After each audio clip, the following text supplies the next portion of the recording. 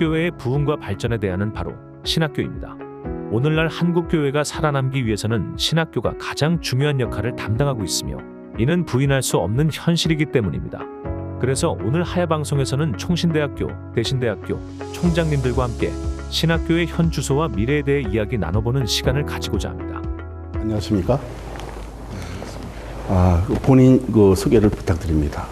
예, 총신대학교 신임 총장 박성규 목사입니다. 예, 대신대학교 최대 총장입니다. 네, 감사합니다.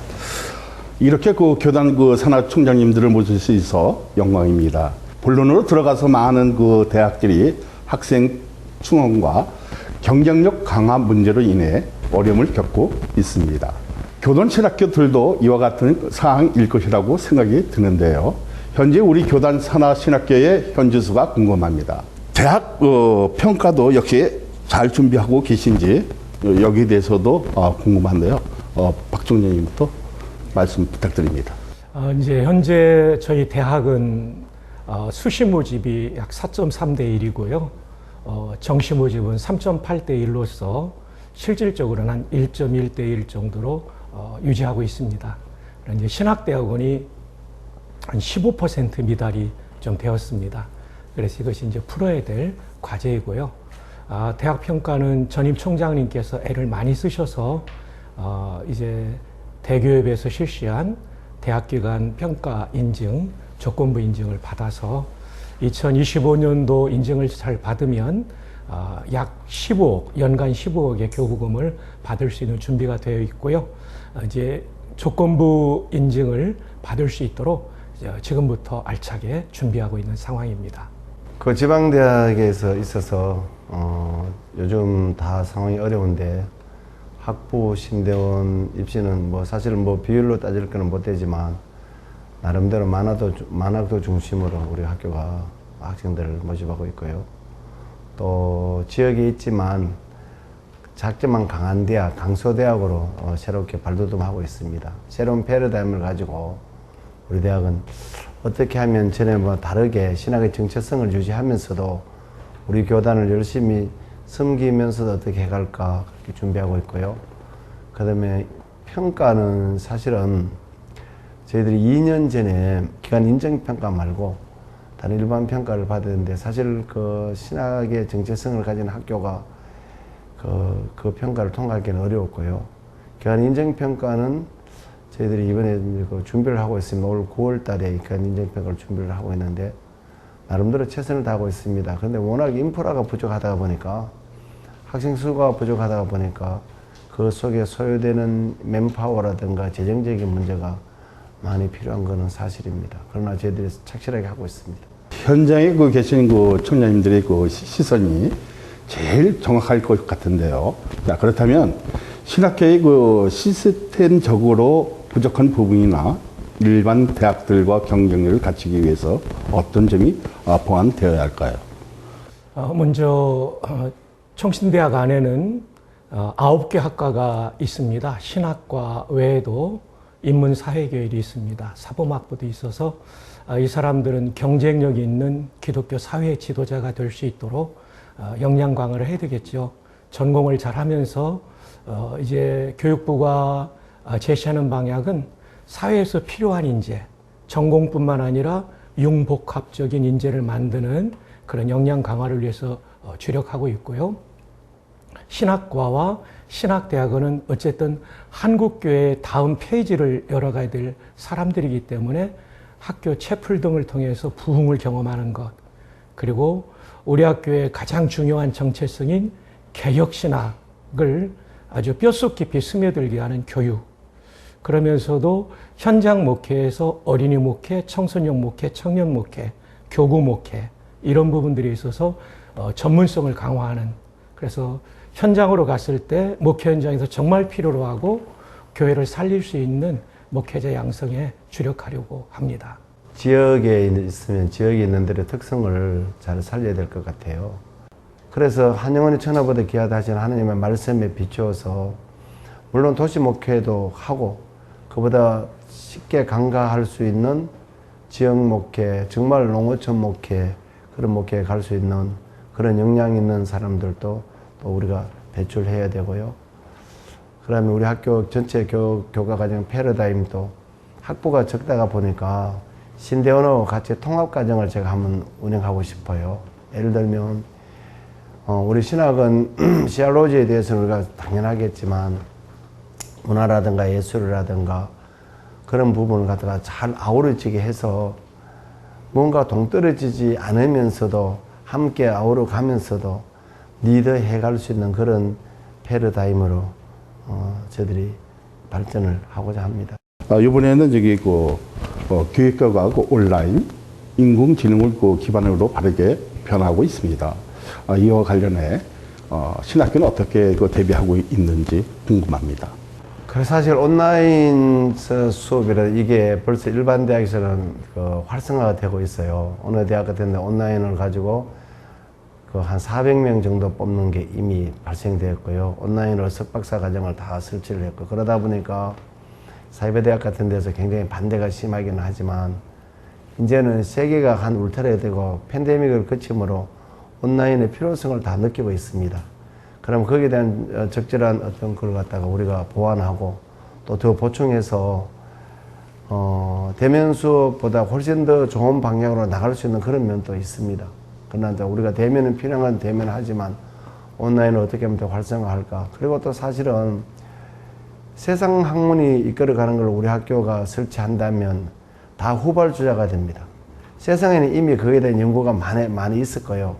우리가 그냥 뒤따라가기 쉬운데 우리는 우리대로 굉장히 이제 신학의 바탕을 두고서 정체성을 가지고 온라인이든 오프라인이든 어떤 거든 간에 나름대로 그 학교의 정체성에 맞게끔 그 규모에 맞게끔 그리고 그 맨파워에 맞게끔 우리가 나가다 보면 온라인이든 오프라인이든 아니면 때로는 시스템 4차 산업에 나오는 것이든 간에 우리가 그걸 빨리 섭렵해 가면서도 그걸 우리가 주도해 가야 되겠다 그렇게 생각합니다.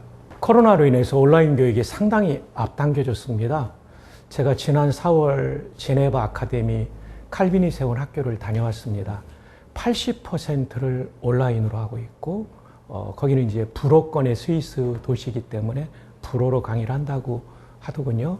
또 하나는 지금 웨스트민스터에서 목회학 박사과정도 온라인으로 개설을 했는데 굉장히 많은 우리 학교 출신 목사님들이 그 과정에 들어가고 있어요. 온라인의 교육을 하면서 중요한 것은 교육의 내용이 좋아야 되고요. 두 번째로는 웨스트민스터는 이 온라인 영상 제작을 위해서 별도의 직원을 만들고요. 예를 들어서 예수님께서 요단강을 건너시는 장면 하면 뒷면에 요단강 배경이 생생하게 나오는 겁니다. 그래서 편집도 아주 잘하고 그래서 그 정도 수준으로 온라인으로 간다면 경쟁력이 있다. 이것은 앞으로 우리 총회사나 신학대학들도 추구해야 될 것이고요. 이렇게 되면 시장이 굉장히 넓어질 겁니다. 선교지까지도 다 온라인으로 우리가 품을 수 있는 거죠. 근데 역시 중요한 것은 내용이 좋아야 되고 그리고 영상의 품질이 좋아야 된다. 이런 생각을 합니다. 또 한편 고려해야 될 것은 온라인의 한계가 또 있습니다. 그것은 인격적인 만남, 또 경건을 점검하는 부분이 좀 약하기 때문에 온라인을 하면서도 어떻게 온 캠퍼스를 병합할 것인가. 대면에서 개인의 경건을 점검하고 삶을 나누는 그래서 온라인과 온 캠퍼스가 함께 가는 하이브리드로 가는 것이 좋겠다. 적어도 한 학기에 한 번 이상은 이런 쪽을 좀 생각하고 있고요. 그 다음에 이제 4차 산업혁명 쪽으로 볼 때는 과거에는 설문지를 돌렸지만 지금 빅데이터로 다 분석을 하거든요. 그래서 개척을 하는 목회자들도 이제 내가 개척할 지역에 대한 빅데이터 자료를 분석하는 이제 빅데이터 마이닝이라고 하는데 이런 교육을 좀 해야 되는데 이미 학부 과정에 교양 과정으로 그런 게 들어가 있고요. 두 번째로 이제 챗 GPT가 지금 굉장히 빠른 속도로 번지고 있거든요. 목회자들도 설교를 챗 GPT에 이제 의존하려고 하는 사람들도 있는데 여기에 대한 신학적 윤리적 기준도 좀 마련해야 되겠지만 그러나 이제 어떤 분야를 연구하는데 예화를 찾고 하는 데는 도움이 되거든요. 근데 챗 GPT는 그렇답니다. 질문을 잘 던져야 대답이 잘 나온답니다. 그걸 프롬프트라고 하는데 프롬프트 엔지니어 과정, 그러니까 질문을 잘 만들고 질문을 던지는 과정과 나온 답이 정말 유의미한 답인가를 분석할 수 있는 그 능력을 학교에서 좀 키워줘야 될 것 같습니다. 그래서 챗GPT에 대한 프롬프트 엔지니어 과정 교육도 교양 과정으로 넣어서 목회자 될 사람도 공부하고 또 그 밖에 사범학부나 또 다른 사회과학 분야도 공부해서 우리가 복음의 본질과 개혁신학의 정체성을 지키면서 우리가 컴퓨터 처음 나올 때도 굉장히 걱정했잖아요. 그러나 이제 문명의 이기로 잘 쓰는 것처럼 이런 도구를 활용할 수 있는 역량 있는 융복합 인재를 만들도록 노력해 보겠습니다. 그렇다면 미래 사회가 신학교에게 요구하는 모습은 어떠한 형태라고 생각하십니까? 미래 사회는 지금보다 분명히 하이 테크놀로지 사회가 될 겁니다. 아주 기술이 집약되고 고도화되는 사회가 되는데 역시 하이테크만으로는 사람이 인생 근본의 질문을 답할 수 없고 내면의 세계를 채워줄 수 없고 인생의 의미를 찾을 수 없기 때문에 역시 하이터치가 필요하죠. 하이터치는 다른 것이 아니라 세상 사람들은 인문학적 터치라 말하겠지만 우리는 성령님의 터치겠죠. 그래서 결국은 경건의 훈련 부분이 매우 중요하고요.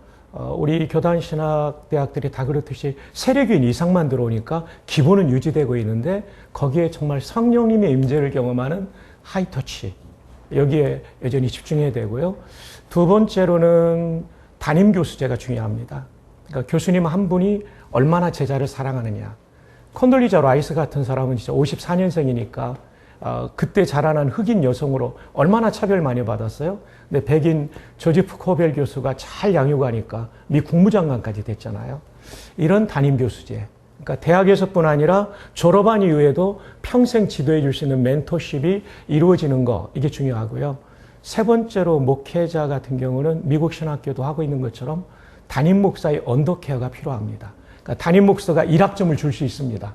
이 전도사가 어떤 인성을 가지고 영성을 경건의 능력을 가지고 사역했는지 일학점을 주거든요. 그걸 언더케어라고 하는데 이것까지 돼야 목회자가 학교에서뿐만 아니라 목회 현장에서 필요한 인재고 한국교회 내일을 열어갈 수 있는 지도자가 된다고 봅니다.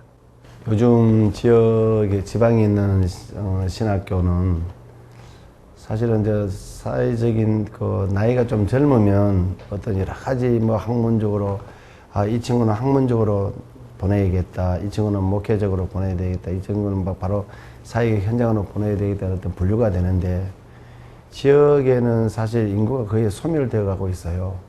그러다 보니까 사실은 이제 이 방향을 패러다임의 방향을 학으로 갈 것이냐, 목회 현장으로 갈 것이냐, 또 현장은 또 어떤 현장으로 갈 것이냐를 잘 구별을 해야 될 것 같은 게 있습니다. 그래서 만학도들이 주로 왔을 때는 만학도를 어떻게 우리가 지도를 해서 어느 선까지 이 친구들이 가서 활동할 수 있는 영역을 갈 것인가를 그것도 필요하고요.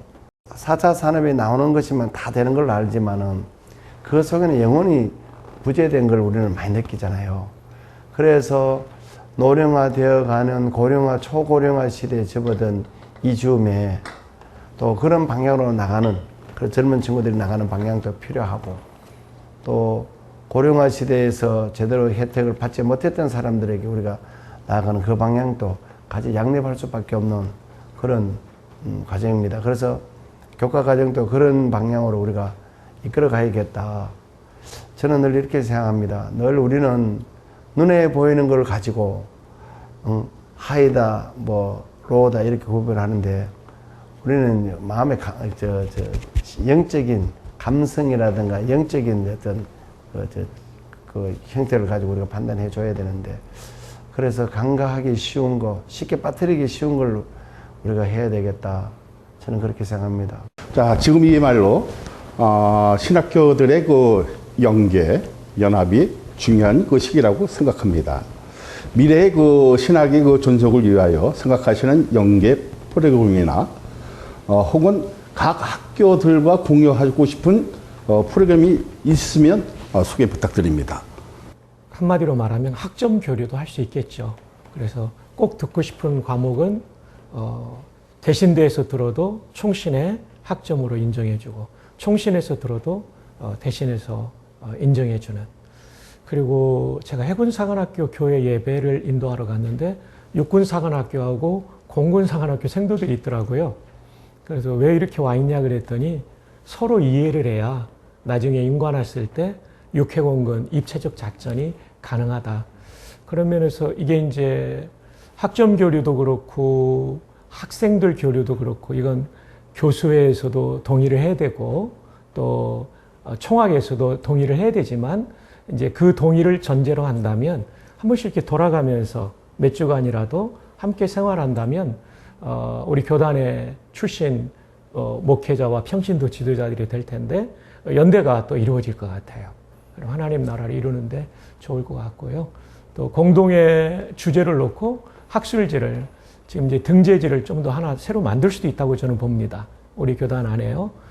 이제 신학전함 같은 경우는 등재지를 할 경우에는 이제 등재지를 만드는 기준이 여러 신학자들이 들어오다 보면 우리의 정체성이 흐려질까봐 등재지를 일부러 안 하고 있거든요. 그러나 이제 우리 4개 신학대학의 어떤 등재지를 하나 만들 수도 있겠죠. 물론 이제 타교단 사람들도 또 들어와야 되니까 이게 고민이 되긴 합니다만은 이런 여러 가지 과정을 거쳐가면서 가장 좋은 방안이 있다면 등재지도 만들어서 우리 교수님들의 연구 역량을 더 키워가고 또 우리 교단의 미래를 신학적으로 이끌어가는 이런 공동의 연구도 가능하리라 생각합니다. 우리 4개 우리 신학대학이 합하면 얼마든지 이뤄냅니다. 이뤄내다 보면 서로가 교류가 되고 서로가 학문적인 또 격려와 경쟁을 하다 보면 총장님들도 그 건도원을 글을 한 번씩 시기를 주다가 보면 우리가 기독 시문에 글을 실어서 우리 교단 사람들이 알리는 것도 중요하고 우리는 학을 하는 사람이잖아요. 학은 학자다워야 되거든요. 표현도 그렇고 글을 하나 보더라도 글을 읽고 나니까 왠지 모르게 너무나 기분이 좋아. 내가 이번에 그 글을 한 편을 읽고 나니까 내가 너무 은혜가 돼 할 정도로 논문은 딱딱하다고만 생각하는데요. 논문도 인용글을 잘 쓰면 그만큼 더 은혜롭고 관계 없거든요. 보람도 되고 하니까. 총장님 그 곁에만 잡으시면 신학진함도 하시면 우리 학교도 사실은 1년에 한 2편씩 봄, 가을에 13편 내지 14편씩 실어서 그 학회지를 냅니다. 그거는 이제 인정을 우리가 못 받고 있지만 이번에 끝나고 나면 제가 등재지로 전격으로 할까 싶은데 우리 같이 하면 훨씬 좋을 것 같아요. 그런 뭐 학술제를 만드시면 더 이렇게 강화되지 않을까. 자연스럽게 연결이 되죠. 등재지 논문 가지고 함께 발표하면 되니까요. 그러면 자연스럽게 교수님들이 교류가 이루어지겠죠. 그리고 서로 자극이 되고요. 네. 사실 신학교가 발전하기 위해서는 인식의 변화 또한 필요하다고 이제 생각이 들어요. 신학교가 단순히 청해만의 일이 아니라 한국교회 모든 일들의 일이라고 이제 생각이 되어지고요. 그것을 이제 알릴 필요가 있지 않겠습니까? 코로나 때 참 안타까웠어요. 왜냐하면 이건 진짜 국가적인 재난이고 세계적인 재난인데 현장 목회하는 목사님들이 이걸 어떻게 대응하고 목양하고 예배를 어떻게 드려야 되는가 답을 주지 않았거든요. 그 답은 어디서 나와야 되냐면 총신과 총회에서 또 우리 4개 신학대학에서 나와야 되거든요. 현장에 답을 주는 학교가 되면 현장은 학교를 사랑할 겁니다. 그리고 도와줄 겁니다. 그래서 이제 학교 안에 개혁신학 연구처가 있거든요. 개혁신학 연구처를 중심으로 끊임없이 사회적 이슈 또 교회적 이슈에 대해서 학교가 발빠르게 성경적인 신학적 해석을 빨리 내놔야 된다. 그리고 현장 목회자 가운데 건전한 판단을 가진 분들과 함께 목회적 대안까지 신학적 해석, 목회적 대안 이것이 지금 우리 4개 신학대학이 힘써야 될 부분인 것 같아요. 지금은 이제 어느 정도 거리가 있고 벽이 있는 것 같거든요. 이 벽을 허물고 우리는 교회를 돕기 위해 있습니다. 여러분의 고민에 대한 답을 드리고 싶습니다. 이러면요 후원도 잘 될 것 같아요. 혼이 잘 돼야지 또 전폭적으로 그리고 학생들도 보내줄 것 같아요. 저 학교 가면 인생 문제에 대한 답도 있고 한국교회 다음 페이지에 대한 답도 나온다. 이게 돼야 되는 것 같아요. 그래서 저는 아무리 어려워진다 할지라도요 답을 주는 학교에는 사람들 몰리게 돼 있습니다. 그리고 최 총장님 말씀하신 것처럼 어거스틴이 그 당시에 5대 교구에 있지 않았어요. 히포라는 작은 도시에 있었거든요. 그러니까 5대 교구란 예루살렘 교구, 로마 교구, 안디옥 교구, 알렉산드리아 교구, 콘스탄티노플 교구, 이 5개가 가장 큰 교회들이 있었거든요. 근데 어거스틴 거기 있지 않았어요. 히포라는 중소도시에 있었는데 거기서 세계를 이끄는 신학자가 된 거죠. 저는 이제 우리 대신대학에서도 그런 학자들이 나올 걸 믿고요.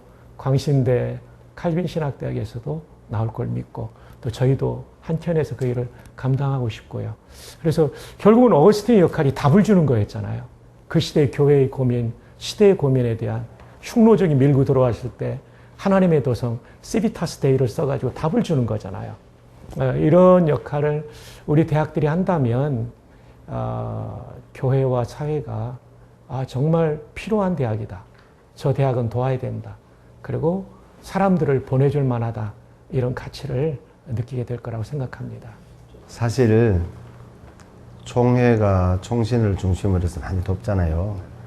총장님들이 총회에 얼마나 많은 돈을 지원받느냐, 교회에 얼마나 많은 홍보를 받느냐가 그 능력은 맞습니다. 그러나 정말 필요한 것은 우리가 서로 격려하면서 상생해 나가야 될 필요가 있어요. 뭐냐면 한국을 넘어 세계를 향해서 선교도 하고 나가려면 장자교단을 한다면 우리가 교육하는 우리가 4개 신학교가 다 합해도 다른 대학의 한 학교의 학생도 안 되는 경우가 많습니다. 이렇게 비교를 해보면 우리는 그동안에 장자교단이라고 말을 했지만 또 우리가 그 나름대로 또 열심히 보충할 점은 오늘 우리가 세워야 된다 생각하는데 총신이 예를 들어서 어떤 그 개혁교단에 대한 개혁신학에 대한 어떤 연구소를 하나 만들면 총신만의 저들만의 경기가 아니라 지역에 있는 교수님들도 다 들어와라 우리 함께 일을 하자. 사실은 총신이 좀 더 포괄적으로 확 열어주면 그리고 총회가 이렇게 확 열어주고 또 예를 들어서 목사님들이 총회를 섬기는 목사님들이 함께 열어주게 되면 지역 구별에서 발전할 수 있는데 그게 이제 조금 더 보완해야 될 것 같고요.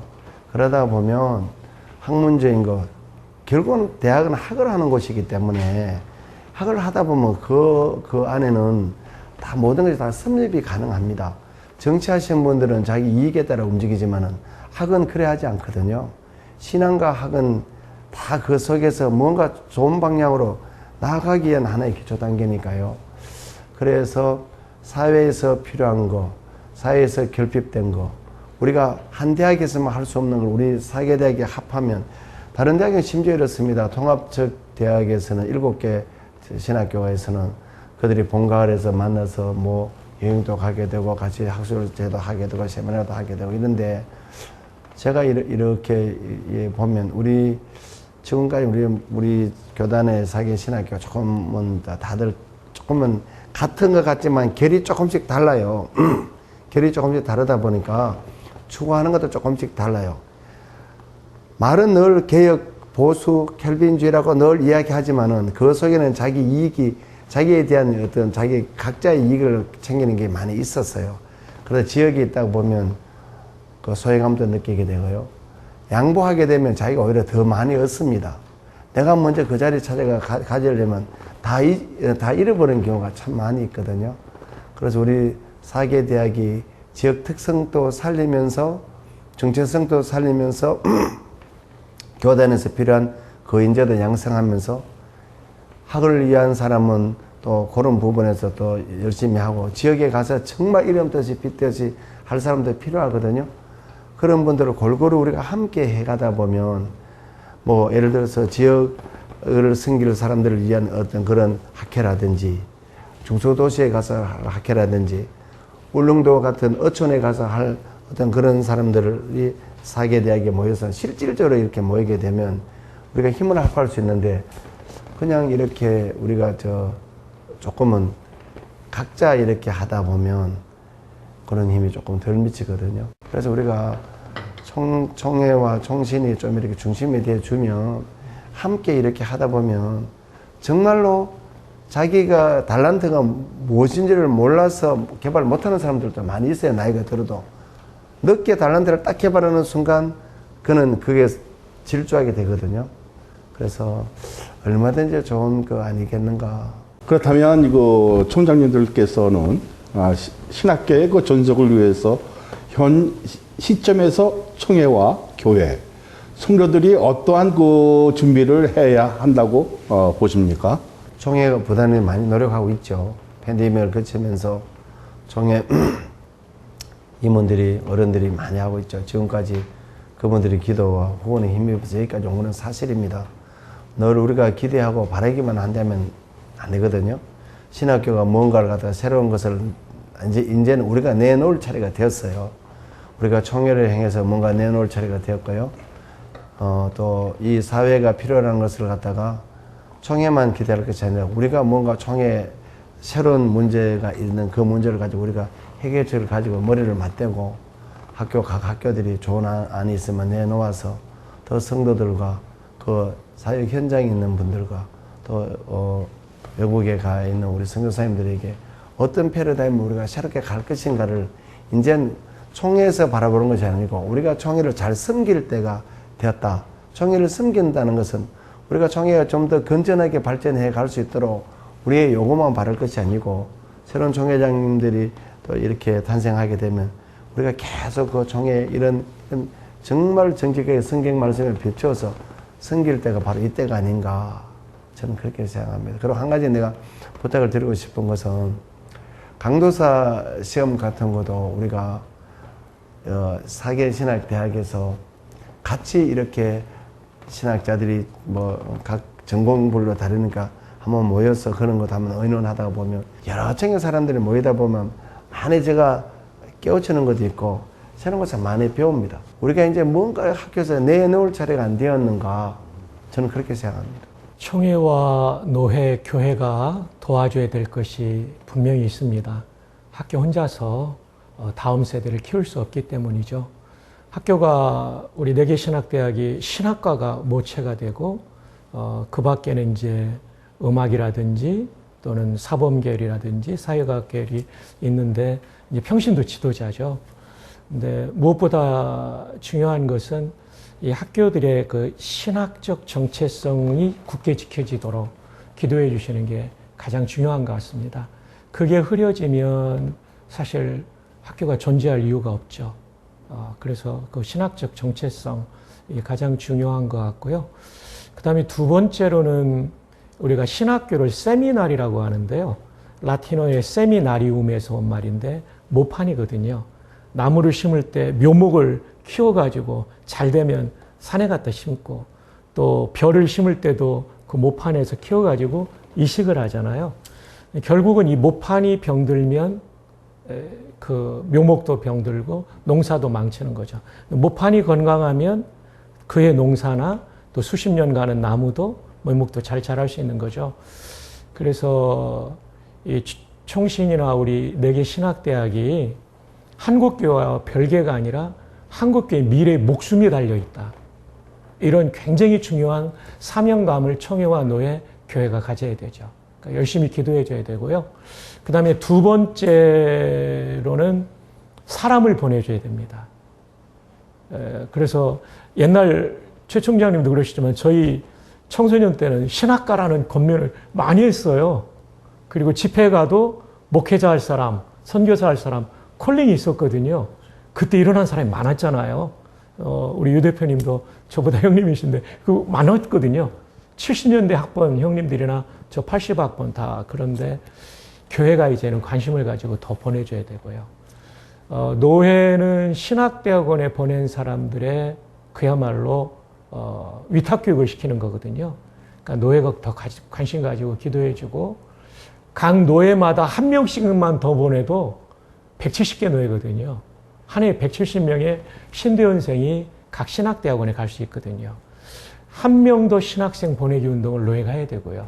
그리고 MDB 과정은 적어도 전액장학금이 될 수 있도록 봉사하는 교회가 최선을 다해주고 노회가 최선을 다해주면 그분들이 공부에 올인하고 목양에 올인하면서 다음 페이지에 한국교회 훌륭한 담임 목사님들이 될 수 있어서 노예와 교회가 사람 보내고 기도해주고 학비 지원하고 이런 일들을 해주시면 한국교회는 분명히 소망이 있다고 봅니다. 그러면 그 총장님들께서 꿈꾸시는 30년, 50년 뒤에 학교는 어떤 모습으로 좀 서 있을까 이렇게 궁금해요.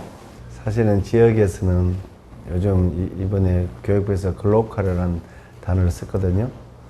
글로벌하고 로컬 이제 합성어가 되는데 지역에 사실은 힘이 들어요. 30년, 50년을 이대로 가면 보장할 수 없고요. 총회가 가장 칼을 빼든다면 지금 교육부에서 장학재단에서 장학금을 주거든요. 정체 학생들 먼저 프로테이지 상위 몇 퍼센트를 제외하고는 다 돈이 나온단 말이에요. 그러듯이 우리 총회가 정말 신대원 학생들에 대해서만큼은 정말 신경을 써서 총회가 오히려 그 신대원을 위한 우리 세금의 교육세를 거두거든요. 교육세를 거두듯이 총회가 큰 교회 어느 숫자가 넘어가면 그런 데는 신학생들을 키우기 위한 교육세, 가칭 말하자면 그 학생들의 등록금을 대줄 가칭 그런 교육세와 같은 그런 성격의 돈을 거두면 개 교회가 키워달라 하면 그런 감정적인 게 많이 더 붙여줄 수가 있어요. 총회가 반강제적으로라도 거두어서 자 종신에 몇백 명, 광신에 몇백 명, 몇십 명, 뭐 갈비에 몇십 명 대신에 신대원에 몇 명이라는 걸 딱 주게 되면 오히려 그게 더 효율성도 안 있겠나. 뭐 제가 그냥 이렇게 하는 건 아닌지는 몰라도 그렇게 됐을 경우에 30년, 50년 후에는 그래도 신학교가 어느 정도 명맥을 유지하지. 안 그러면 4개 대학이 있으면 이 모습 이대로 가게 되면 절대 인구 절벽 시대에 학생이 없습니다. 참 아이러니한 게 목사님들이 아이 총장님 학생 좀 젊은 신학생 전도사님 좀 구해주세요 해놓고 자기는 보내주지 않아놓고 구해달라고 나한테 전화가 와요. 뭐 들어올 적에 나이 든 사람이 들어왔는데 나이가 그걸로 먹는 건 아니잖아요. 나이가 자꾸 고령화가 되어가는데 젊은 사람 구해달라고 하는데 그게 아이러니합니다. 목사님들이 이제 젊은 전도사를 해야지 싶다고 생각하는데 젊은 전도사가 없어진 지 오래됐습니다. 주일학교가 점점 좁아지는 단계인데 그래서 뭔가 획기적인 거 그런 신대원에 대한 어떤 그런 게 있고 계속 이제 우리가 또 다문화가 많이 열려 있잖아요. 이제는 배달민주주의라는 그런 우리 예수 믿는 사람 그런 말을 잘 안 쓰지 않습니까? 전체가 국가는 있지만은 선교는 전 세계적이잖아요. 어디에 가더라도 우리는 선교를 해야 되니까 그래서 그런 사람들도 모아서 한다면 우리가 신학교가 더 발전할 수도 있고요. 그렇지 않으면 요 모양 이런 거로 간다면 없어지든지 아니면 한없이 초라하게 추락하든지 그런 둘 중에 하나가 될 겁니다. 굉장한 격변을 예상합니다. 작년 태어난 아이들이 26만 명입니다. 그런데 현재 대학 정원이 50만 명가량 됩니다. 26만 명이 대학을 다 안 갈 거거든요. 수만 명은 안 가거든요. 그러니 대학의 정원 절반도 못 채우는 거죠. 결국 이것은 어떤 걸 의미하냐면 국제학생을 어떻게 데려오느냐 하는 문제로 귀결될 거고요. 또 하나는 쏠림 현상이 될 겁니다. 브랜드가 있는 대학은 그럼에도 불구하고 살아남을 건데 그럼 우리 4개 신학대학이 어떤 브랜드를 가져야 되느냐. 한동대학교 김영길 총장님이 그랬대요. 우리는 서울대와 경쟁하지 않는다. 우리는 노벨상 받는 학자 탄생시키기 목표가 아니다. 기업체에서 원하는 직원 될 사람을 키우겠다. 그게 정말 좋은 목표였고 기업이 지금 한동대생들을 환영하고 있죠. 그래서 이제 우리가 경제적으로는 10대 대국인데 대학은 세계 10대 대학이 없다. 그래서 교육부에서 글로벌한 대학, 또 로컬을 살릴 수 있는 글로컬 대학을 30개 뽑게 되는데요. 올해 1차 년도에 10개를 뽑게 됩니다. 그중에 예비 후보로 15개, 그중에 5개는 떨어지고 10개 대학이 200억씩 5년, 1000억을 받게 되는데 일단 15개 대학 안에 한동대가 들어가 있습니다. 지방에 있는데, 그 포항에 말이죠. 결국은 대학이 어떤 가치를 가지고 어떤 목표에 집중하고 어떤 인재를 만들어내느냐가 30년, 50년 후를 결정할 것이다. 그렇다고 한다면 청신을 비롯해서 우리 4개 대학이 우리가 서울대 연고대와 경쟁할 수 없거든요.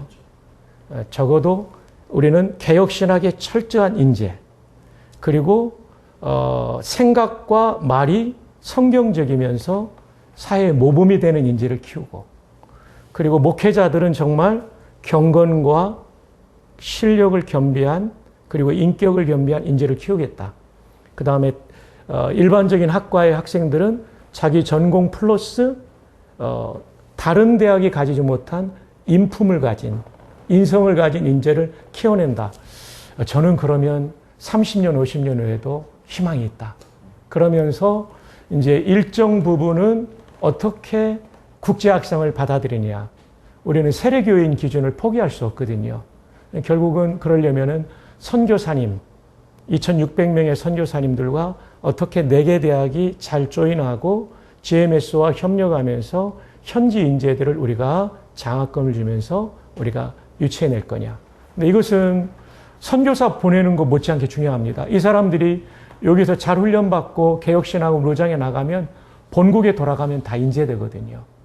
그래서 최근에 인도에 방문 중인 교수님 얘기를 들어봐도 우리 학교 졸업한 신대원생이 거기 다 교단 리더가 됐답니다.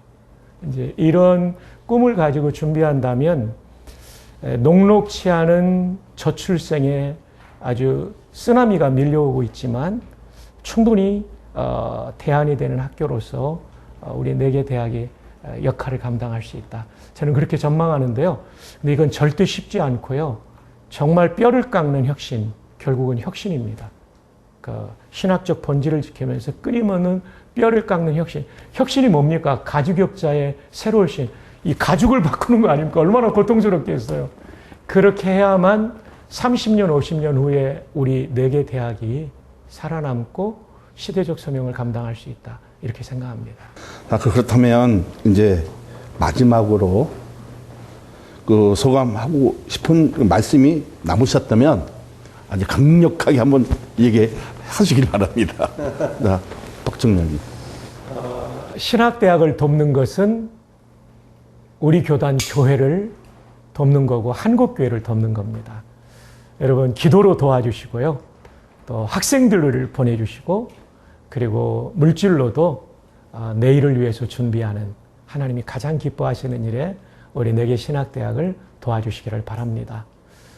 우리 여러 목사님, 장로님, 성도님들 그리고 교회 모든 성도님들의 가정에 하나님의 은혜가 넘치기를 바랍니다. 제가 늘 말씀드리지만 이제 한국 교회가 살고 신학교가 사는 데는 절대적으로 우리 성도님들의 기도, 후원, 따뜻한 사랑과 격려가 필요합니다.